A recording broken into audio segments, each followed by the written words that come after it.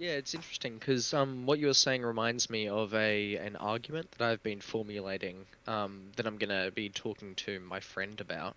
Um, it's an argument that I'm trying to formulate against his view Hmm. in the sense that what I've come to realize is that like even when we've had ethical discussions, because he would be a moral anti-realist. Okay.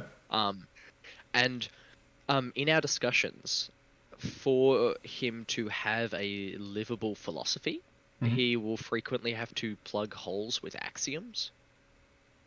Ah, And brute I've and facts.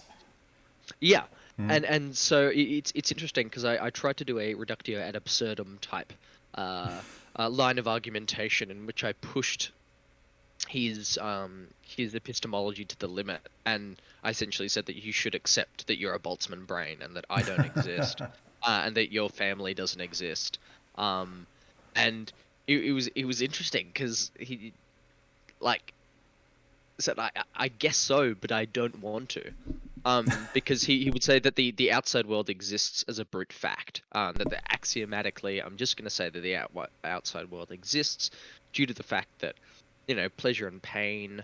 I seem to get pleasure and pain from the outside world, but then I was just kind of talking to him about like if we're going to be talking about the ontological difference between the outside world existing, a literal entire universe existing, and your mind existing, the ontological difference should overweigh the axiomatic brute fact that you've just kind of put forth in terms of your metaphysic of what is real.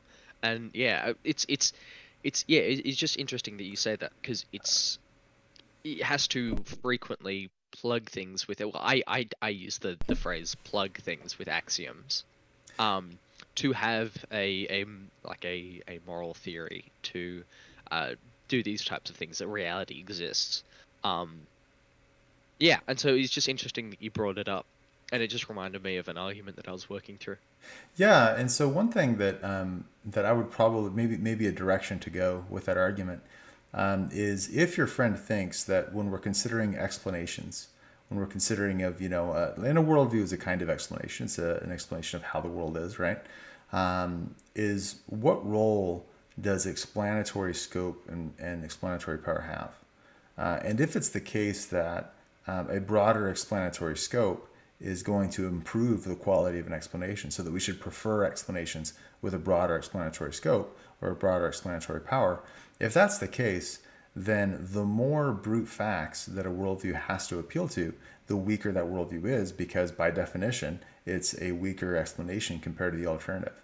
If the alternative doesn't have to apply to a whole bunch of brute facts, but the subject worldview does, then that would be a reason to say that, well, the one that doesn't have to apply to so many brute facts is a better explanation because it has a broader explanatory scope and explanatory power. Yeah, no, thank you for that. That's great. Thank you for listening. If you found this helpful, please like and subscribe.